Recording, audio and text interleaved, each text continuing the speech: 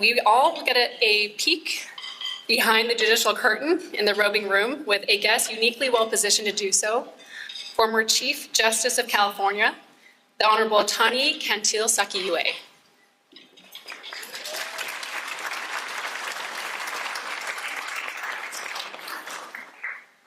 Across her trailblazing career, Chief Justice Cantil-Sakauye has served at every level of the court of the California state judicial system.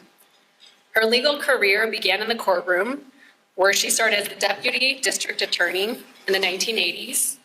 And in 1990, Governor George Deukmejian appointed her to the municipal court, and in 1997, Governor Pete Wilson elevated her to the Sacramento County Superior Court, where she presided over both criminal and civil cases. In her first year, she established and presided over the very first court in Sacramento, dedicated solely to domestic violence issues. Then Judge Cantil-Sakauye chaired the court's criminal law committee and was a member of the presiding judge's task force on domestic violence and the home court committee.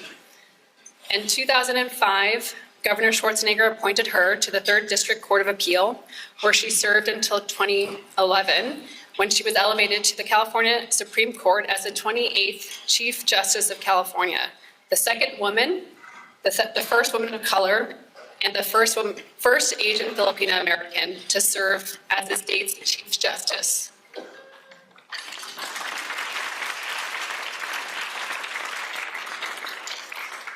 During her over a decade at the helm of the California Supreme Court Judiciary, she was one of the country's leading advocates for equal access to justice, transparency, and the reform of the state courts to ensure that the courts remained open and accessible to all.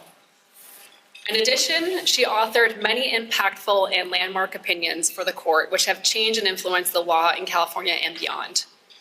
She has shaped areas of law as diverse as torts and personal injury, to privacy and tech law, to employment law, including authoring the groundbreaking Dynamics decision. Since stepping down from the High Court in 2022, the Chief Justice has continued her dedication to public service, leading the Public Policy Institute of California, an independent, nonpartisan research think tank which provides research and ideas that spark policy solutions for California's challenges.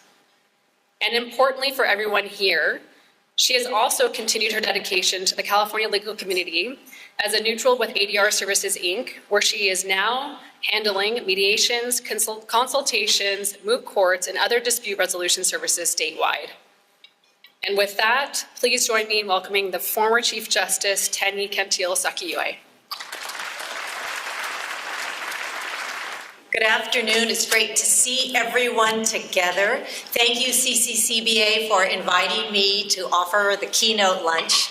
Thank you to Joanna and ADR Services, Inc. for the wraparound services you provide all of us, my ADR colleagues here at this table, and the great joy of continuing to practice law.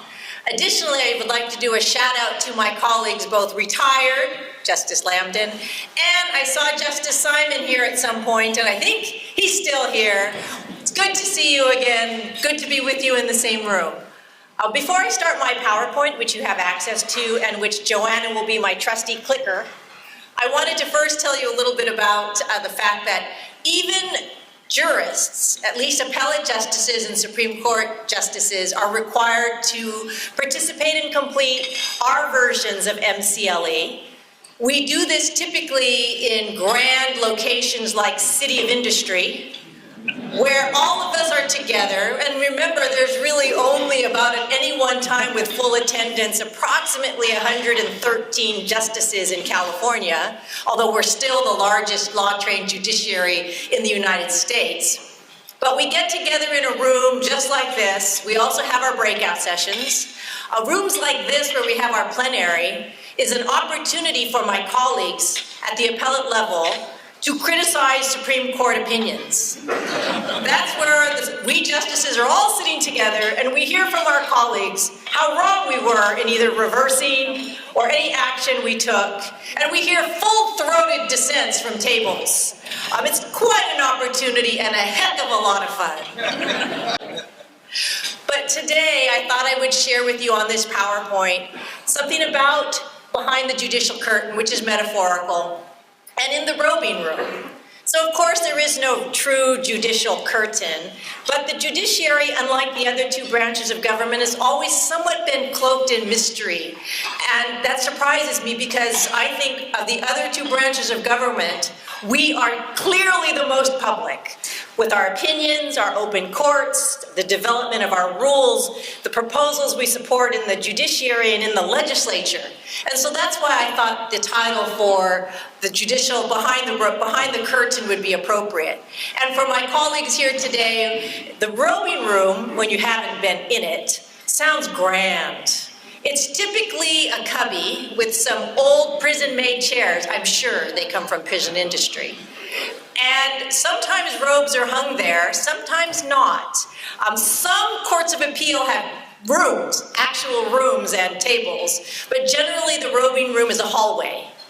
And typically on any given day of oral argument for the Supreme Court, as we move through our courts, we don't have our own courtroom. We share with San Francisco and we share with Sacramento. We stand in line, all 7 of us, and we look at each other and we say, who goes where? Who goes where? We sit in order of seniority, so I know mine is easy. I sit in the center. And then everybody, if I get in the center of the line, we all start looking and pointing at ourselves and touching our shoulders and saying, I'm here, I'm here. And then this is how we typically figure it out. Heaven help us if we have a pro tem, because then we're not sure exactly where the pro tem sits, but we manage to figure it out by the time we exit and enter onto the bench. So the first thing that you have in our PowerPoint, and I'll ask for the first PowerPoint, which is observations on the judiciary versus the other two branches. As I said earlier, the other two branches are, I believe, less transparent than the judiciary, but also what's important to note is the judiciary interfaces regularly with the other two branches because, as has been said, they have the power of the purse. And the power of the purse is the power of values. It's where and how the other two branches of government decide to budget the Supreme Court, the courts of appeal, and also the 58 trial courts. So every December, I found myself for 12 years in the governor's office with staff and assistants, with people from the Judicial Council, fighting for a budget and hearing from all of the attorneys and all of the counties and all of the legal aid groups and the special interest groups where it was we needed to put money into courts, including everything from maintenance to rent. It is a true wrestling match. And typically, the governor's budget will have some image of what the judiciary needs. But then we go into the legislature come January to defend it. So the governor may authorize a total of $5 billion for everything in this judiciary. We go into the legislature for the legislative hearings, and at that point, they whittle away. You don't really need court reporters, do you? Those are the kinds of conversations we have, and we rely on you, the lawyers, many times to come in and testify or reach out to members of the legislature that you know or staff in prime committees to help us wrangle the fairest budget. Notwithstanding that every year in the Chief Justice's State of the Judiciary, we remind the other two branches of government that the work they do is a dead letter unless you fully fund and safely and sustainably fund the judiciary, where your constituents hire lawyers to go to press the business, to press the law that you have promised. So every year it's a battle, and every year it's exciting because we are truly in the midst. Also, I will say, regarding the other two branches of government, it's always a separation of powers challenge. It's always where they are incredibly well-intended, but they often, in my view, get out of their lane, and they encroach on my lane or on the judiciary's lane. And then it's a diplomatic event for me to say, you know, Your Honor, you know, Mr. Legislator, you really can't put a briefing schedule in statute. We would rather you didn't do that. And so there's a lot of things that happen in the process of the legislative year where the judiciary, through the Judicial Council, goes through to try to stay in lanes. The biggest lane changer for you is the state bar dues bill. That is the biggest fight we have with the legislature. They want more control, the Supreme Court wants more control, and every year, because it's annual, for goodness sake, I don't know why, that we have an argument. And the state bar bill switches from the Senate one year to the Assembly the other year. So the positive piece is that the judiciary does not regularly upset consecutively, year after year, one branch of government and one side of the Assembly or the Senate. But that is one of the matters that, at least in California, is unique and different from the other states. In the other states, I talked to the Utah chief. The Utah chief says, we never have input from our legislature. We just submit our budget, they give it to us. We don't even really go there. There's no issue for us at all in the Utah legislature. And I say, how does that work? And she said, oh, well, our legislature is part-time. So the beauty of that is they don't have the other 6 months to go after the judiciary. So as we talk about the judicial system and we talk about behind the judicial curtain, I would like you to know what happens in front of the judicial curtain that people are probably not fully aware of. So what I'm next going to go to in the next slide is the Superior Court and practitioner considerations. And later we'll have an opportunity for Q&A, and I'm certain that if I don't have the answer, some of my retired colleagues here, or active colleagues, are happy to provide supplemental responses. But first let me say about the Superior Court. As many of you know, many years ago, and as Joanna had mentioned, we had a municipal court. A municipal court in the days when I was appointed under George Duke-Majan only required 6 years of practice as a lawyer. When I was appointed to the municipal court, I had 6.5 years experience. And George Duke-Majan said, that's enough.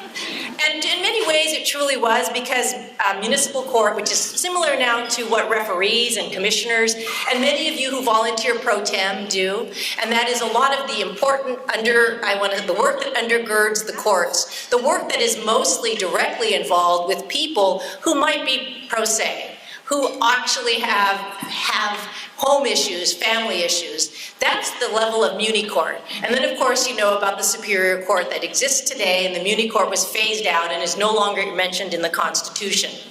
So what I want to talk about the Superior Court is I spent 14 years there. And there are 58 different Superior Courts, and I know I need not tell all of you that there are local rules. How many? 58 different local sets of rules. We spend an entire commitment as the Judicial Council, which I'll talk about later, where we make every effort to try to streamline and make these rules consistent. We make every effort to do so. But at the same time, the Superior Courts are all different. A court in Inyo is different from a court in San Diego. A court in Alpine with 2 judges is very different from a court in Los Angeles, as you know, with over 500 judges, let alone commissioners and referees. Yet under the Constitution, we are all one. The Superior Courts, the Courts of Appeal, and also the Supreme Court. What makes it easier for us is that the Constitution also has a Judicial Council. And a Judicial Council is sort of the rule-making, policy-making body of the judiciary in order that we avoid being a collection of courts. Instead of just being a collection of courts, we have a Judicial Council. I don't know if anyone here has served on the Judicial Council, because we typically have 4 lawyers from the community who serve with counsel, and counsel is made up of judges, justices, lawyers, and court professionals, court executives. So when I talk about the Superior Courts, and later when I talk about the Court of Appeal and the Supreme Court, their work is guided by the Judicial Council. Their Judicial Council is making efforts to streamline, efforts to fund, efforts to build courthouses. But Superior Courts continue to have their own set of local rules, because each Superior Court is quantitatively and qualitatively different from the other.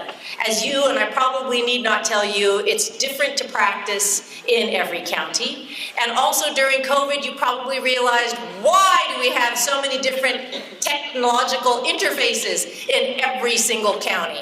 And I will say it's because, well, like COVID, we reacted, we were up and running in a heartbeat. We didn't have time to make anything consistent within the Superior Courts. It was just get up, Buy it, start. And so now we're in the process of streamlining that through the Chief Justice and the Judicial Council taking the best practices. So what I want to tell you about the Superior Courts is that they share a common purpose, they share a vision, but in practice it can be quite different, including your access to justice in those Superior Courts. And so what I wanted to tell you a little bit about practitioners and the expectations, which many of you already know. But I'm going to say it from having been at 3 levels of the judiciary. Please make a complete and thorough record. Please complete your sentences. Let us know when it comes to an end. Pause, so we are better able to make sense of the record. And by goodness, give us a record. And when you are unhappy, when a ruling is not what you expected, please do an offer of proof. Put it on the record, what you would have said, what you would have done, what you feared. Because as you know, in that moment, you can't know what the future will happen on that record later and on appeal. Also, as I need not tell you, you're all seasoned lawyers here, but non-verbal behavior is best documented. From jurors to witnesses, to hand-waving to head-shaking. Because as a very good friend who's now retired said to me, when you serve on the Superior Court and the courts of review, the Superior Court is like watching and being at the play. But going to the Court of Review is like reading the book. So as you know, if it didn't happen, if you didn't chronicle it at the trial court, it did not happen as far as we're concerned. And yet, many of us who practiced and many of us who are on the bench, we know something happened.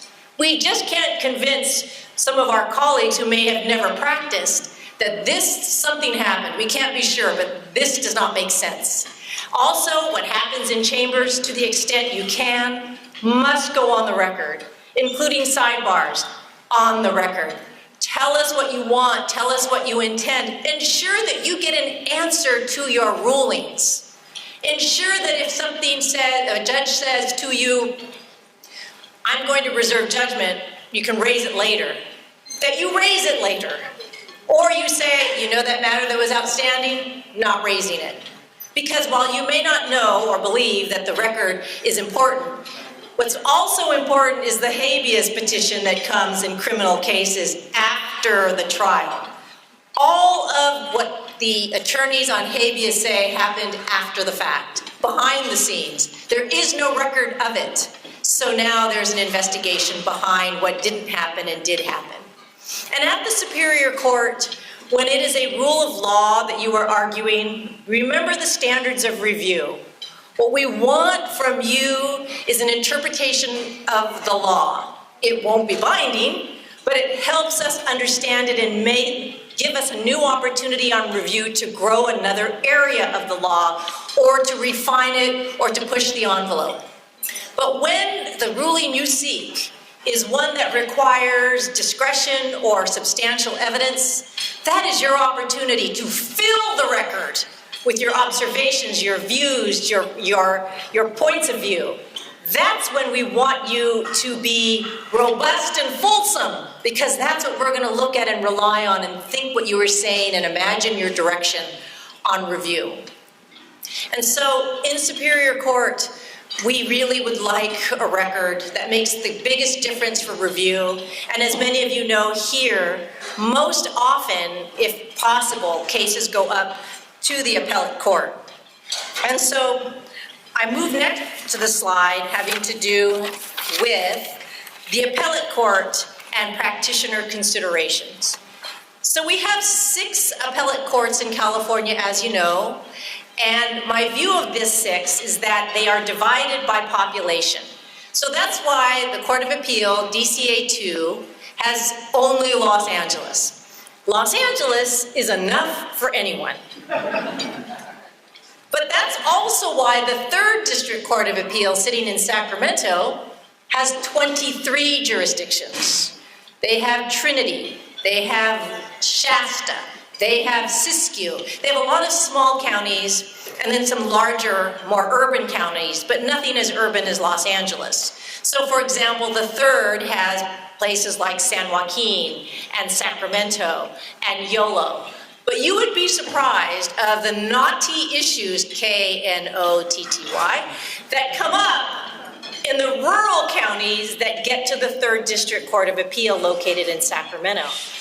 Sort of common folklore amongst the judicial system is that the 3rd District Court of Appeal, because it sits in Sacramento, it gets the most government cases, the most lawsuits brought by the Attorney General, brought against the governor.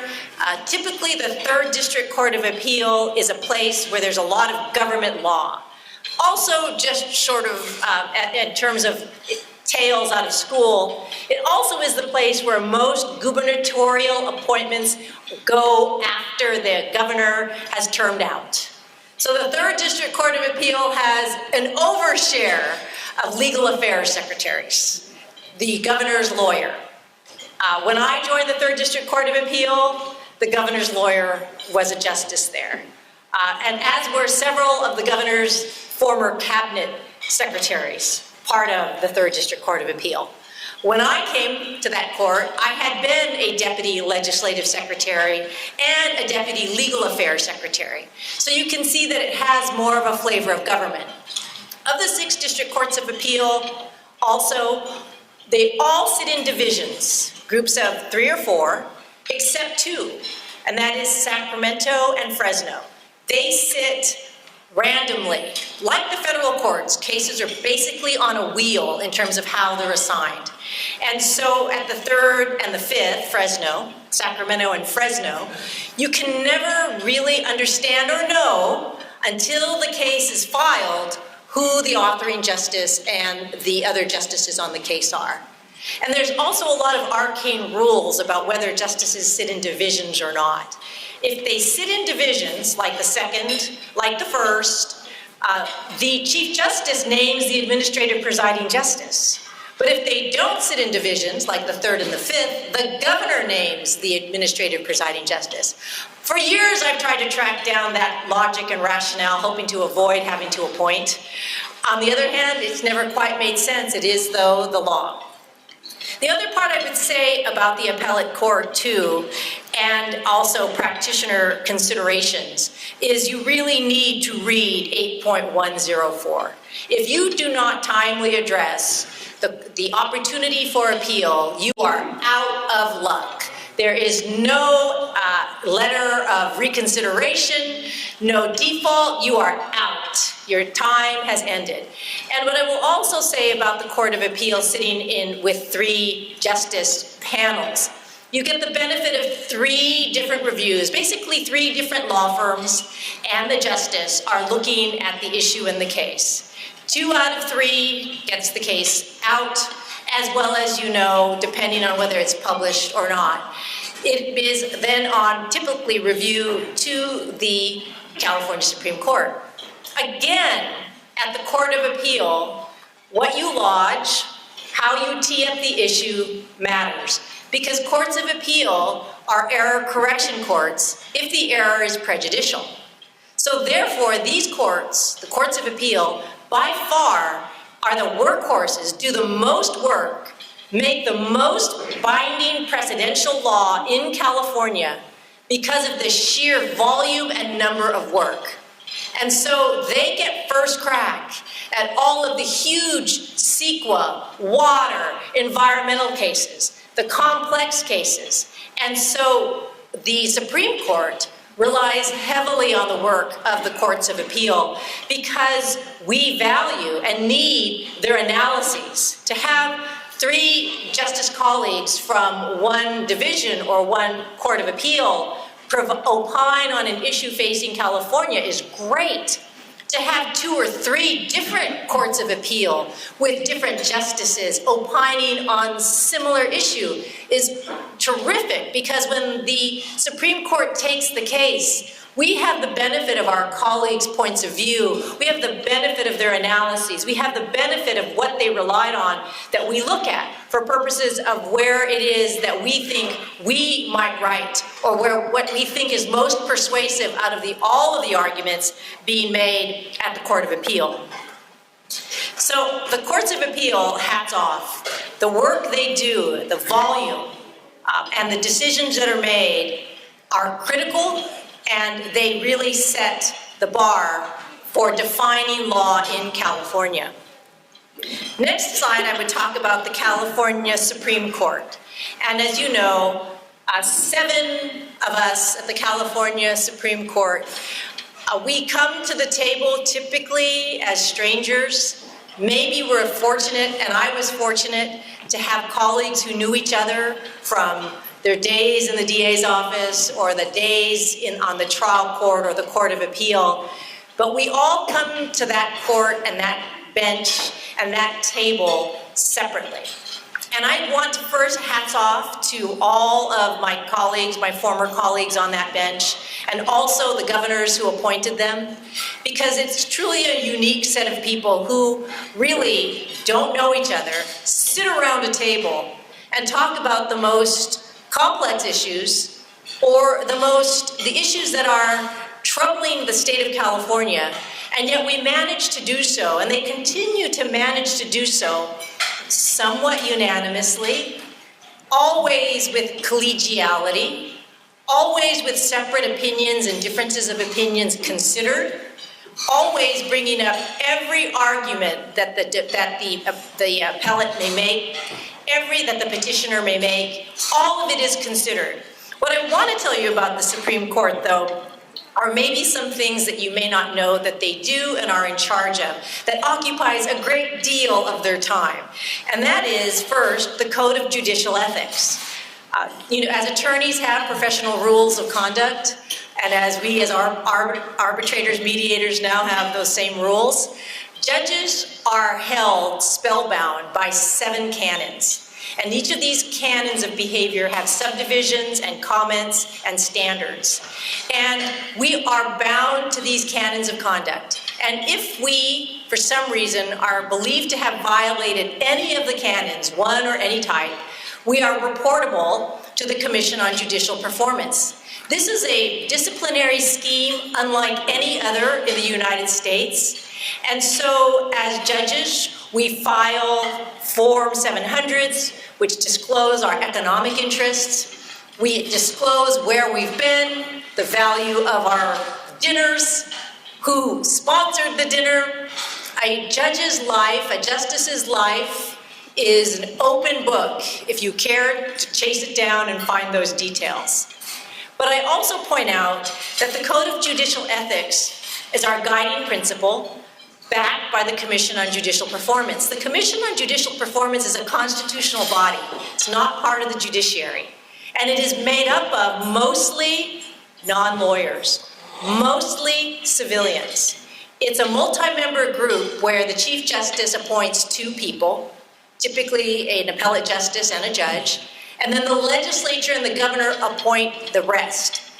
And so judges are, unlike attorneys, judged by civilian standards and people who don't otherwise fully, truly practice or know what we do, right? Because I'll get to a moment in the State Bar Court, which is also unique to California, but in the State Bar Court, the judges and the review court and the Supreme Court that reviews the State Bar Court are all lawyers or judges. But the Commission on Judicial Performance that judges behavior is the public. So when people complain to me about our discipline or judicial behavior, I point out that we have a system that is objectively fair, more than fair, when civilians can decide the punishment for judicial misconduct. And so we also have a due process opportunity in from the Commission on Judicial Performance for a CJ, an ethics violation or canon violation. And that is when a judge is alleged to have committed misconduct, it's investigated. And if there is clear and convincing evidence to move forward on those allegations against the jurist, then we convene what's called special masters. So the Chief Justice and the Supreme Court members convene a panel of trained masters. These are judges who will serve as fact finders. So twice I have served, when I was on the Court of Appeal, as a special master. And just like a juror, but also like a lawyer, the three of us sit on the bench, hear the evidence, rule on the evidence, and then we write a decision, an evidentiary decision. We're not writing an opinion. We're writing, this was the evidence, this is what we believe, this is why we believe it. And then we tender the report to the commission. And the commission decides what it believes from that report, what it wants more information on, and then when the judge for whom those findings have been made appears before the commission and argues his or her case, the commission metes out sanctions. And the sanctions under the Commission on Judicial Performance are anywhere from what we call the stinger letter, the ouch, I shouldn't have done that, but it's private, no one else knows, to a public admonishment that you see on the front page, top of the fold on the Daily Journal, or also face the ultimate, and that is removal from office, loss of benefits and pension. And if that should happen, any of those punishments besides the particular stinger letter, you have the right to an appeal to the California Supreme Court, and we review it just like a petition for review. Just like a petition for review, it comes before the court. And the seven of us, if there are 4 to grant, we will rehear the case, just like a petition for review, as if you filed a petition to be heard. To guide judges through the canons, though, and to avoid the Commission on Judicial Performance, the Supreme Court also has established an independent organization called the CJEO, which is the Commission on Judicial Ethics Opinions. This is an independent body of retired justices and judges, and also current judges and justices, and they are the hotline. So a few times I've called CJO on the hotline because strange things arise, and I just don't know if I can do this. Should I do this? Should I participate? Should I show up?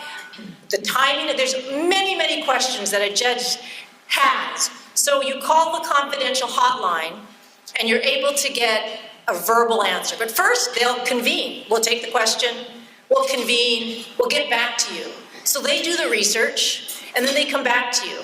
In addition to these advisory opinions and these hotline answers, they also write opinions. They tell us, basically one of their most recent ones is, you know, judges, you should not go to law firms on the holidays, and you shouldn't swear people in at the law firms because it gives off the illusion of favoritism, etc., when you align yourself with a law firm. That was like, oops, who hasn't done that? Well, now we know we can't do that, and there's an opinion. The other part of the CJEO opinion is if you first have a record of having asked for advice and later are complained about for that very same conduct, having sought advice on that ethics issue helps to mitigate any misconduct you may later find yourself facing. The other part of what we do in the judiciary for judges who are alleged to have misconduct, we buy ethics and misconduct insurance for judges. But you can't just buy it. The only way you get this insurance is you attend an educational conference just like this, where you have to obtain so many units of MCLE, basically, and once you submit that, you are covered under the insurance policy. Now, if you don't go and obtain those ethics credits, if charges are brought, then the judge carries the cost of defense by himself or herself. And surprisingly, that has happened several times. So we have ways to help ourselves, and we have built-in procedures. They're not always for everyone, however. I next want to turn to, under the Supreme Court, the State Bar of California. Before I became the Chief Justice of California, now retired, I never knew that they were in charge of attorney discipline, attorney admission, attorney rules. The State Bar, which is an anomaly of its own corporation in the Constitution, with a board of trustees and a fiduciary and a chair. I was only chief for 12 years, but I think in that 12 years, 3 times, the board changed over from governors to trustees. I don't know what they are now. But I do know this is one of those lanes. The legislature likes to pass legislation controlling the State Bar, and usually the chief goes in to make sure the legislature stays in their lane. And when we have a big fight and people walk away from the table, you don't get a dues bill. So I know there are people in this room a few years ago who didn't get a dues bill. And the reason you didn't get a dues bill is because the legislator in charge of the dues bill that year screamed and yelled at me and slammed the door and exited my chamber. So that was that. So at that point, I had to look back in history to see when was the last time we didn't have a dues bill. I think it was 1999, and had to reconstruct a receiver, someone else to now bill the lawyers, watch the dues, get them to the appropriate places. And the beauty of the judiciary is we're all problem solvers. So when Elwood Louis, APJ of the Second, said to me, I did this before, I think. I said, will you do it again? And he really couldn't say no, and he didn't say no. We try to avoid that, but it happens, and typically it happens because we are struggling over something bigger than the dues bill. We're struggling over, really, in my view, separation of powers issues, and sometimes we go to the mat, and that's just what happens in those instances. And then here's the other piece. Thank goodness for term limits. The next piece I want to spend with you is really just talking about petitions for review, and that is, as you know, the rule, and you know that while we certainly will grant review on cases where there's a serious conflict in the law, or something is of such substantial state interest we need to jump in now, the Supreme Court has from time to time known to get involved in what we call rescue missions. Just looks like something went wrong, and one of the justices around the table would like to try and take a crack at it. The Chief Justice assigns cases, and so when a justice raises his or her hand for a rescue mission, they get it.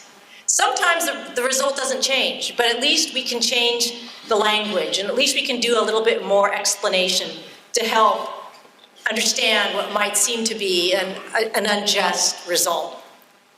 I'm going to turn next to oral argument and spend some time on this before I go to questions, and here's what I'll say about oral argument. My biggest rule is, please do not split time. You have half an hour on each side.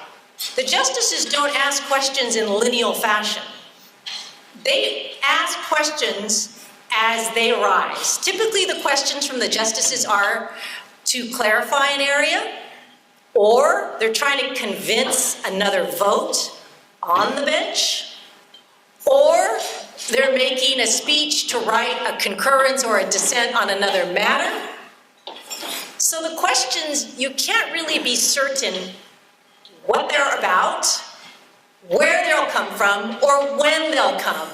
So when well-meaning practitioners stand before the court and say, I'm going to handle the substantial evidence piece and my colleagues are going to handle the interpretation of the law, the court could care less, because it's not going to categorize its questions according to how you would like to present it. And so it turns out to be very confusing and a waste of time when we have the lawyer there who's talking about the evidence, but all the justices want to know about the interpretation of the law. And so I've never seen it be successful.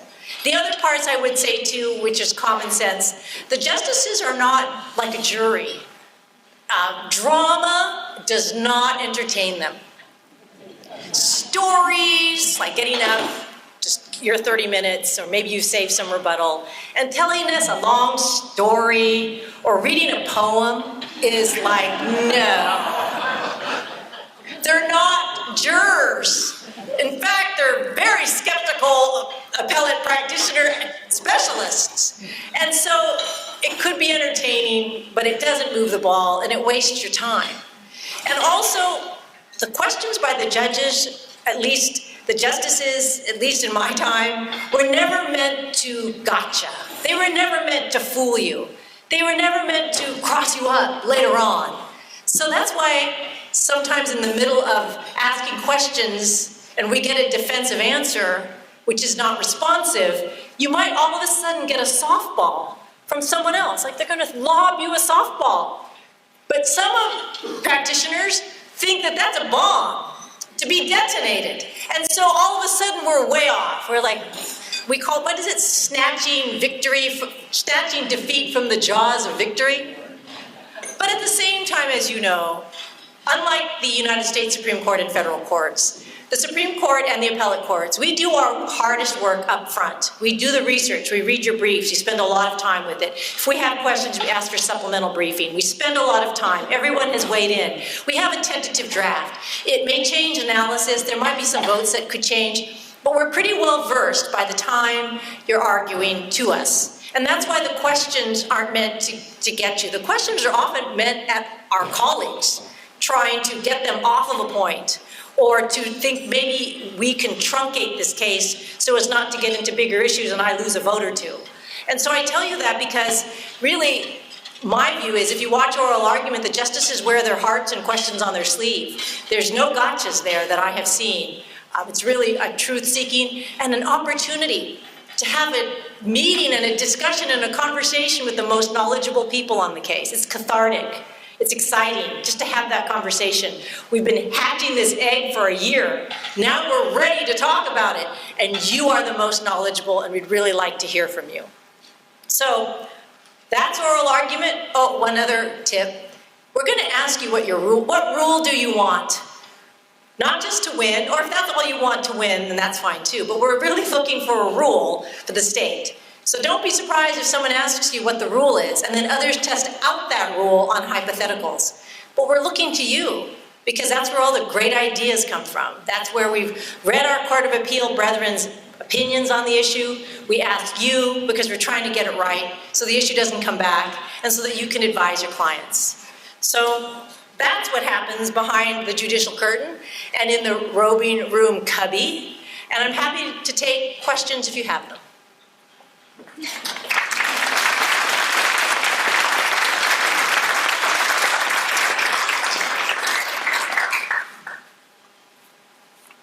Yes. I'm curious, how did it feel entering the Supreme Court where you were the stranger and you had six people to convince that you were the right pick, and now you're our leader?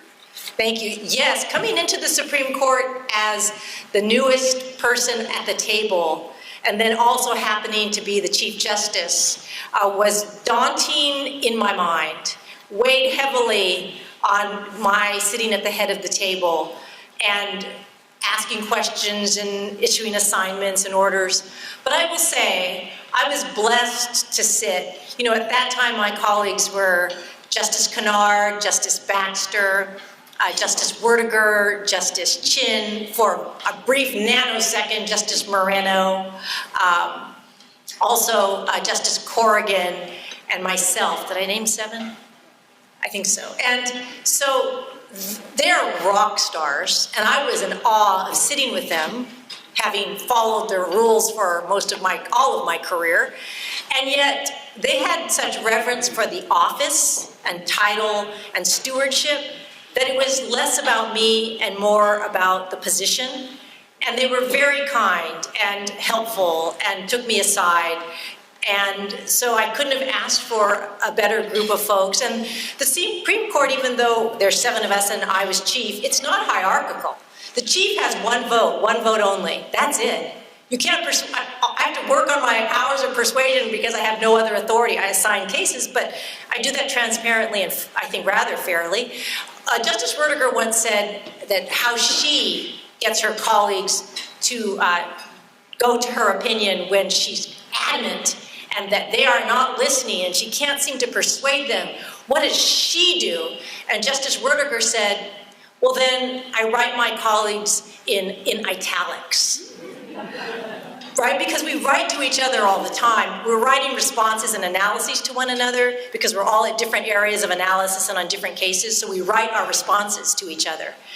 And so when I disagree, I'll check the box, disagree or doubtful, and then I'll write what I'm going to say, but she'll change her print type to italices or boldface to show she really means that point, which I thought was so Supreme Court collegial. So truly, that's exact. We're so collegial that even when we disagree, I'll turn to Ming Chin, or I'll turn and say, is that disagreement? Are they disagreeing with me? Yes, they're disagreeing with you. So it's couched so kindly, sometimes it's hard to see it.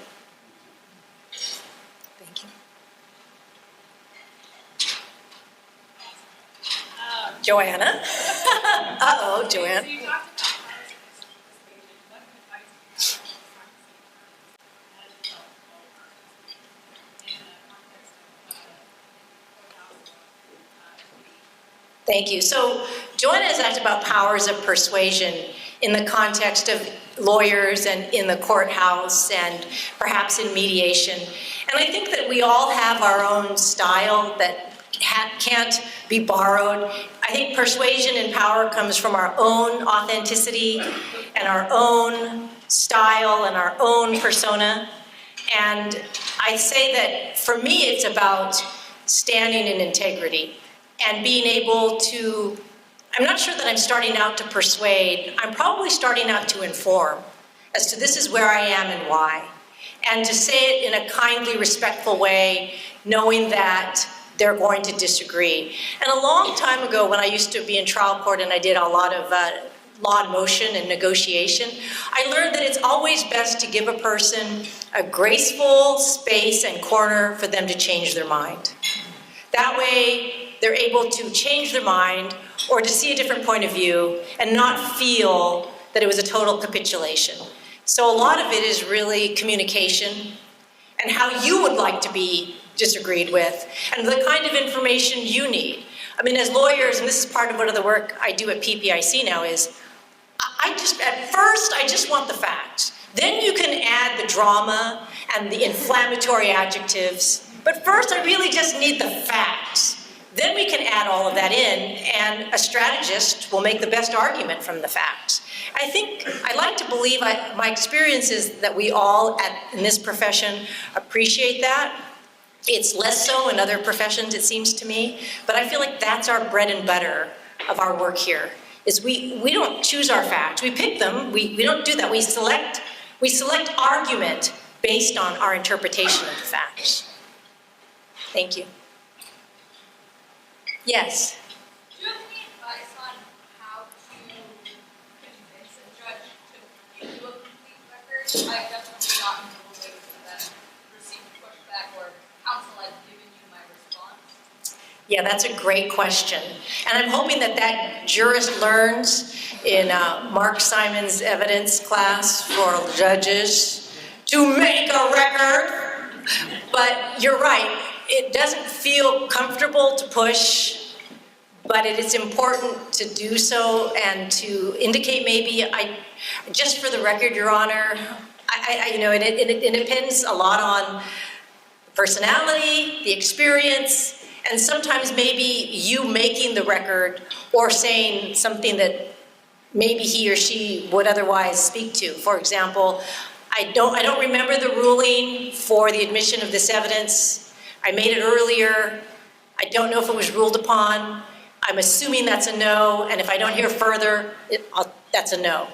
And hopefully that triggers, gets a response. It's hard to do, I know, but we scratch our heads around records, and that can turn decisions, the lack of or the interpretation of it. In the back.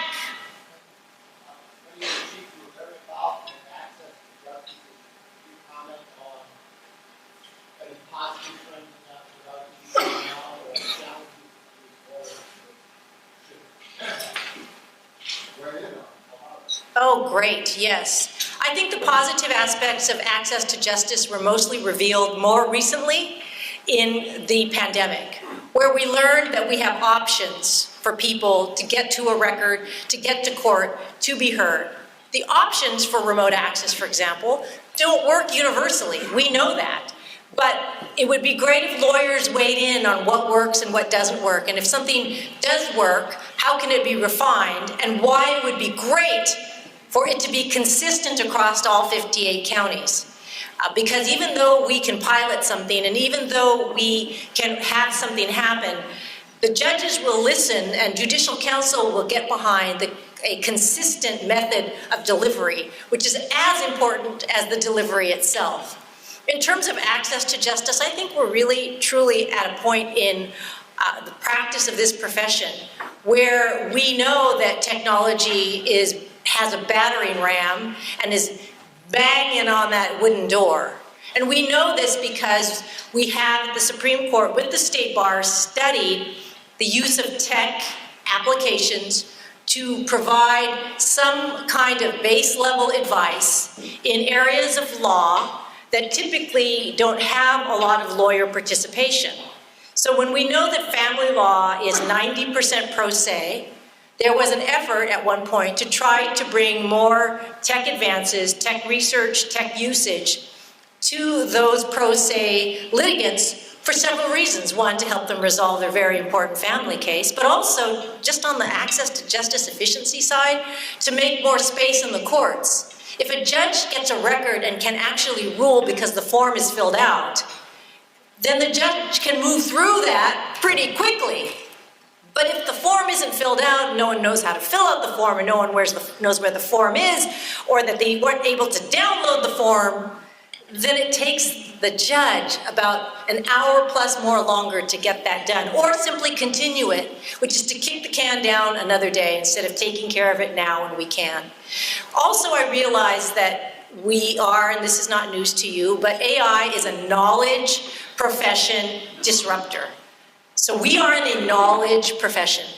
And other countries and other states are already trying and exploring different ways and different partnerships to get justice and answers and legal advice to people who can't afford it. The justice gap in California is huge. And so if that's the case, lawyers need to be ahead of that, to cabinet, to direct it, to pilot it, to warn about the evils, because I believe there are evils associated with that. And we need to get ahead of it. My view, we can't let the legislature take it and tell us what to do with it or how to use it.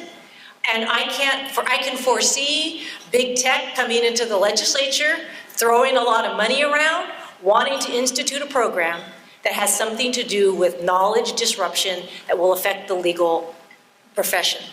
And so we need to be active, even if we don't like it. Active means studying it. Even if it's at least describing what the pros and cons and limited steps. That's why I really believe the first slide I talked about, we have to make sure they stay in their lane. Otherwise, they take over our lane. A lot of my fights in the Capitol were basically about separation of powers. At top, it is about separation of powers. The judiciary should do this with the help of lawyers, because this is where we practice and this is our domain. And if you don't like it, you can tell us, change it or pass. That was a lot of my plea. When they came to the legislature wanted a Public Records Act. And I thought, wait a minute, we have deliberations, we have preliminary drafts, we have confidential material. All of this leads to justice. So while they were in the midst of saying we're going to order you to a public records law like the state, I went to the speaker and I said, please let us draft our own first. Put it in practice. If you feel people aren't getting the information they seek from the Public Records Act that we draft by rule through the Judicial Council with input from lawyers and judges, then I'll hear you out, but not in the first instance. And I think we have to be careful of that. The legislature is very well intentioned.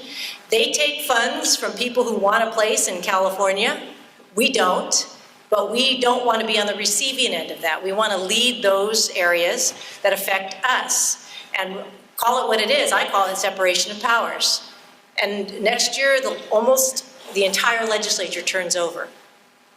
So, brand new time for civics education and the separation of powers discussion. Thank you.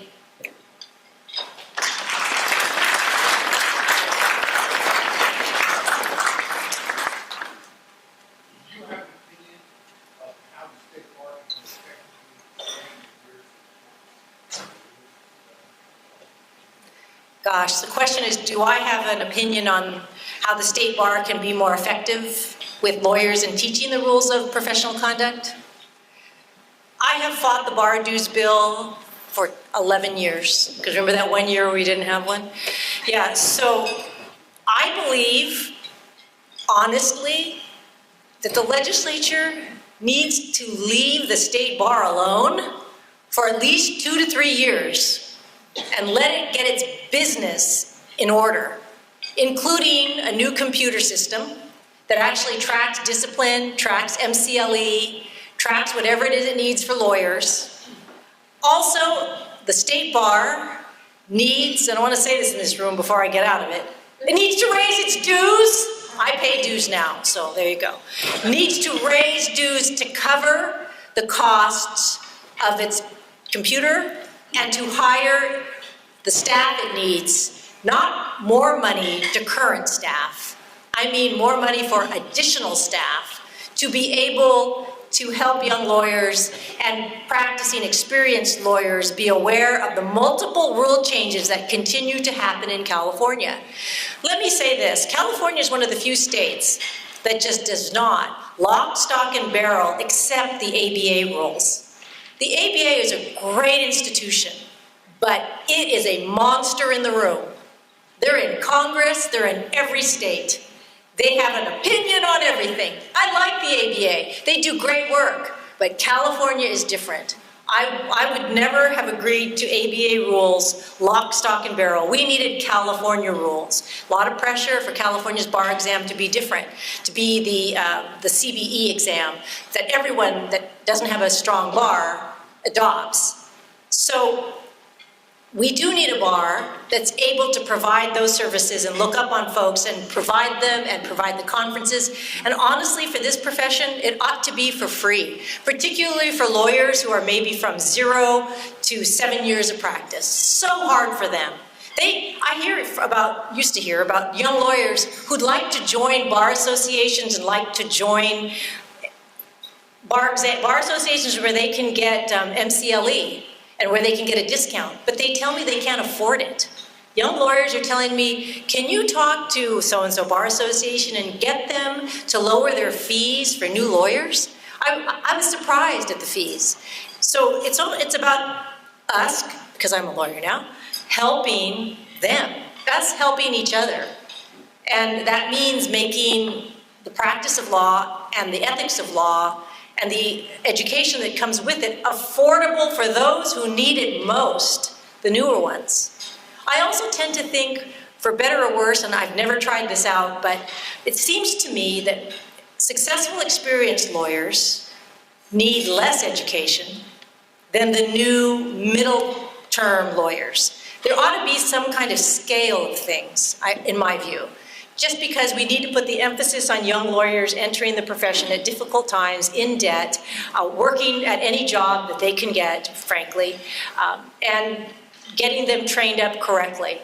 I don't think we need that for lawyers who've been practicing, 20 years or more. I think there ought to be a look at why is it one size fits all for education for everyone. I don't really think that applies. My view is, and I'm not advocating that here particularly, but I just think that ought to be looked at.